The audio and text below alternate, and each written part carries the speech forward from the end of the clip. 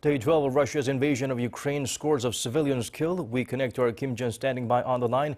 Ji-yeon, Moscow stated it will hold fire to open humanitarian corridors. Will this promise be kept? Well, Daniel, that is the big question, and it's expected to be one of the topics between Ukraine and Russia as the two sides are reportedly engaged in a third round of peace talks right now as we speak. There was skepticism raised by Ukrainian officials, which claimed civilian evacuations via these corridors were abruptly halted on Saturday in Mariupol due to continued shelling by Russian forces. Multiple media outlets, including Reuters, had reported earlier today that the corridors will allow for the evacuation of civilians from four cities, Kyiv, Harkiu, and Mariupol and Sumy, in all regions that have endured severe attacks from Russian forces. They report that the decision was made following a request by French President Emmanuel Macron to Russian President Vladimir Putin, and these corridors are raising hopes that up to 4 million refugees in Ukraine could leave the country safely, as several cities report deaths and widespread damage. Russian airstrike at the international airport in Ukraine's central region of Vinnytsia had killed 9 people, according to CNBC. And so far, the United Nations says 1.5 million refugees have fled the country. It's terrifying to stay in Zaporizhzhia when the air raid sirens are going off.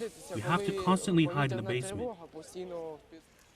Well, Russian forces advancing on Kyiv reportedly fired mortar shells on Sunday near a bridge over the Irpin River that's been used by evacuees to seek cover. And that resulted in 4 civilian deaths, including 2 children. The New York Times reported that Ukrainian forces had earlier blown up a damaged bridge near the river to slow the Russian advance. And Russian troops have already seized the southern cities of Kherson, Mariupol, and have surrounded the southeastern city of Mariupol.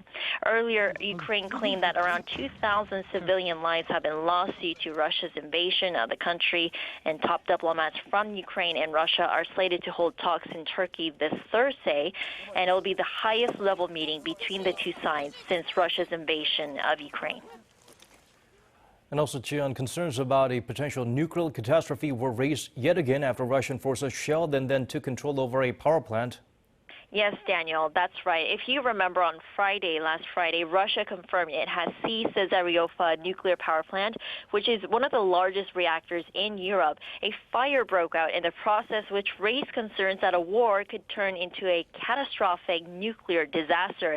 And those fears have been stoked yet again after IAEA Director General Rafael Mariano Grossi said in a statement that Russian forces had switched off some mobile networks and the internet at the plant. He added that this meant that it cannot obtain reliable information from the site through normal channels of communication, confirming that it's started to have major problems in communicating with the plant's Ukrainian staff. But luckily, Grossi said a few minutes ago that he did confirm that radiation levels of the plant right now is normal. Back to you, Daniel. All right, Ji-yeon, thank you for those updates.